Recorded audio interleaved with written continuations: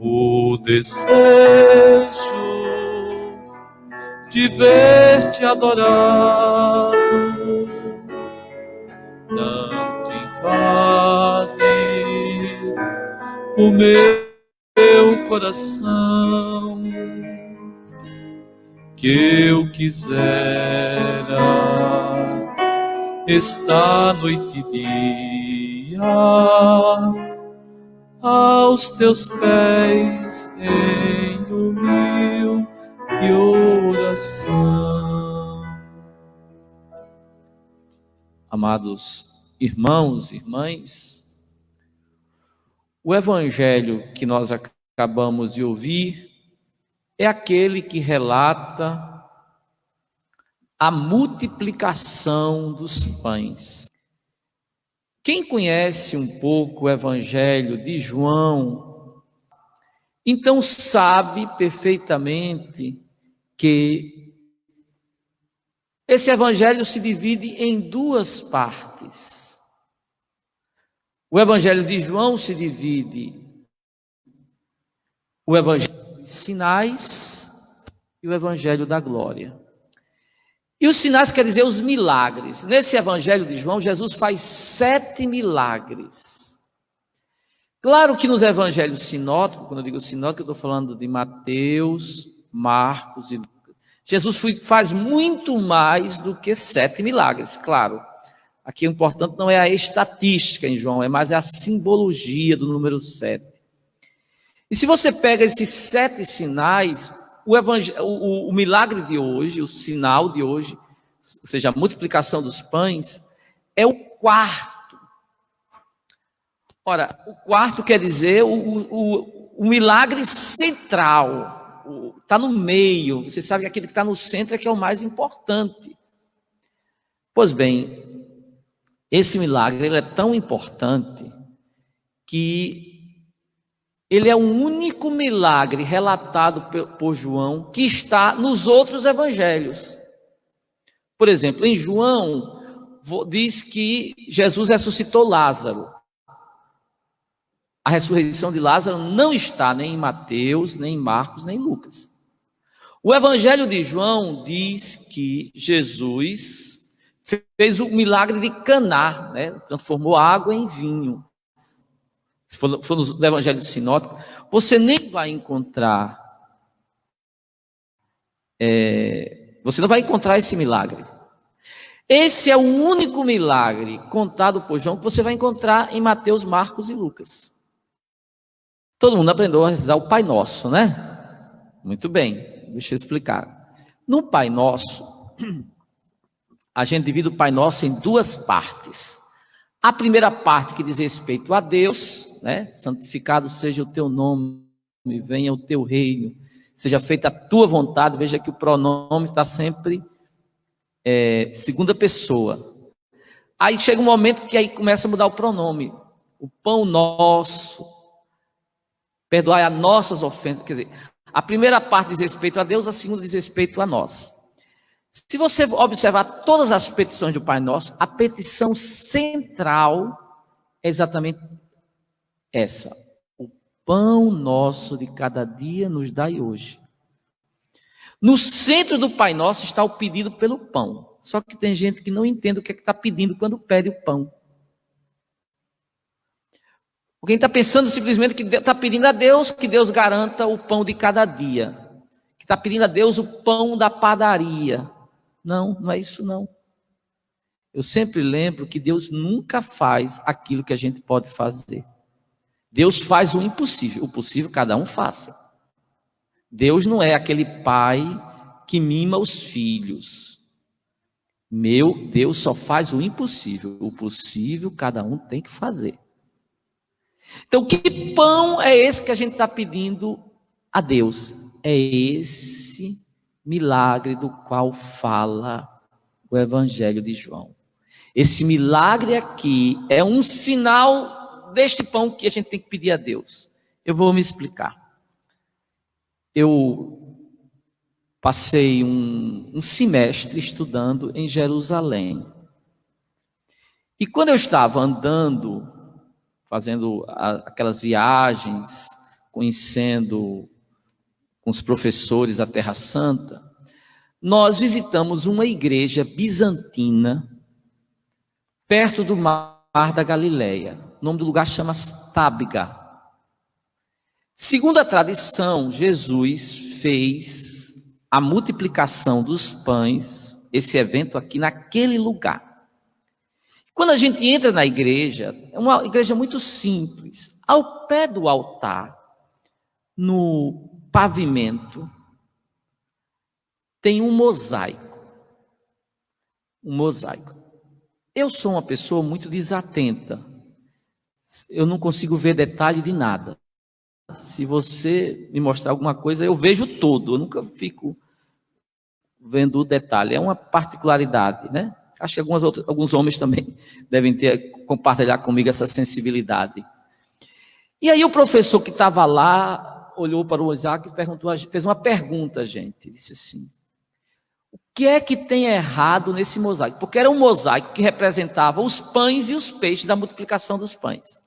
O que é que está errado com esse mosaico? Aí eu confesso que eu não vi. Acho que deveria ter uma mulher atenta. As mulheres são muito atentas, né? Elas veem tudo, né? Todos os detalhes. Olhou e disse: tá faltando. Esse mosaico está errado porque o evangelho fala de 5 pães e 2 peixinhos. Só tem 4 pães. Aí foi que eu notei. Olha, eu não tinha notado. Eu nunca me dou bem naqueles negócios de ver o que é que está faltando. Aí falta um pão. Aí o professor: está vendo por quê?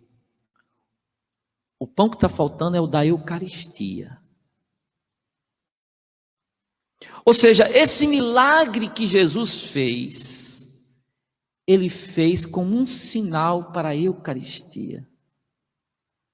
É tão interessante isso, porque se você observar os relatos da multiplicação dos pães, ali Jesus usa, sobretudo nos sinóticos, os 4 verbos que identificam a missa. O texto diz que Jesus tomou o pão, a hora que o padre prepara o altar. Depois Jesus deu graças, a oração eucarística. Depois o texto diz que Deus partiu o pão, a hora da fração. E depois distribuiu. Esses 4 verbos aparecem nos relatos da multiplicação dos pães. Porque esses milagres Jesus fez como prefiguração do maior milagre que é a Eucaristia. Eu lembro que um dia, como pároco, eu chamei um seminarista. A gente fez uma reunião e leu o Evangelho da Multiplicação dos Pães. Ele deu a oportunidade ao seminarista mostrar que estava aprendendo alguma coisa. Aí o seminarista disse: vocês entendem a multiplicação dos pães? O povo ficou ali. Ele disse: eu vou explicar para vocês. Olha, a multiplicação, isso foi a explicação do seminarista, não sou eu não, pelo amor de Deus, viu?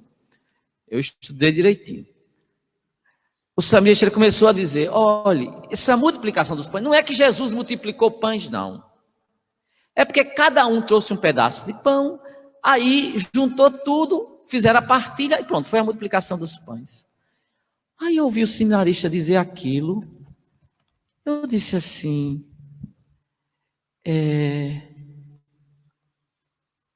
você está dizendo que Jesus não fez multiplicação dos pães? Depois que ele terminou de falar, na mesma hora eu corrigi. Eu disse: mas você acha que Jesus não tem poder de multiplicar pães? Jesus fez o céu e a terra, multiplicar pães é o de menos. Nosso Senhor fez o céu e a terra, não vai multiplicar pães. Esse milagre, até Santa Clara fez.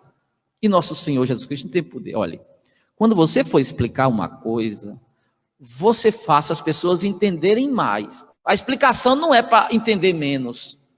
É para ir além daquilo que qualquer um consegue ver. Eu digo: então você vai dizer o seguinte: é que esse milagre não quer falar apenas de multiplicar pães, ele quer falar de um milagre muito maior, que é o que acontece em toda a missa. Qual é? Eu boto ali o pão e o vinho, e o Espírito Santo transforma no corpo e sangue de Jesus. Olha que coisa maravilhosa. E Jesus faz esse milagre, sabe por quê? Porque o ser humano não precisa só de pão de trigo, não. O ser humano tem uma alma imortal que tem fome de Deus.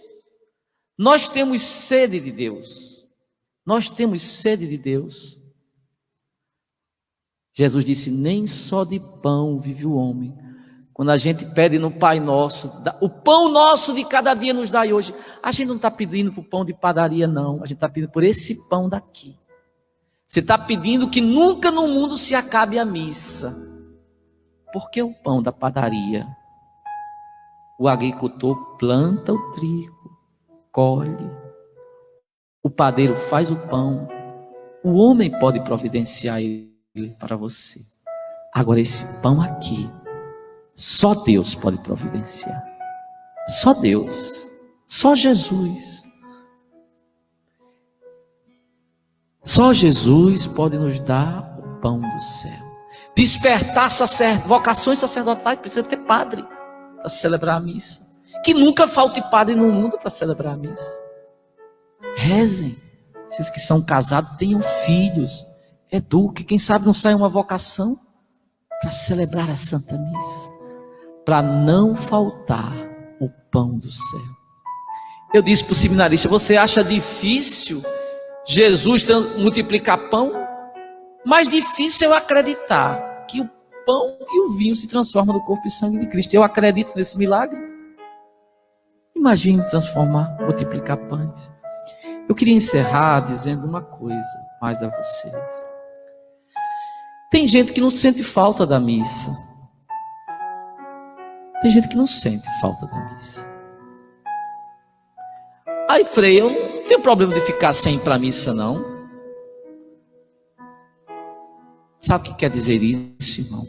Quando a gente não sente falta da missa, é que a gente está espiritualmente doente. Quando a gente está doente, a gente não tem fome. Já prestaram atenção nisso? Eu fiquei doente de dengue uma época. Não tinha vontade de comer nada. Eu era quase obrigado a comer. Não tinha fome. Quando a gente não tem fome da palavra, da Eucaristia, é porque a gente está doente espiritualmente. E pode acontecer ainda pior do que estar doente espiritual. Pode ser que tenha tido uma morte espiritual. Morto não come, morto não anda. Morto espiritual não tem fome de Deus. Então, irmãos, que a gente ore a Deus e diga assim: Senhor, não me dê apenas pão, me dê fome de Deus. Uma vez eu fui celebrar numa serra, onde eu morava, tinha umas serras, eu ia lá em cima. Chegava lá, tinha bem pouquinha gente na missa. E eu perguntava ao povo, dizendo assim: meu irmão,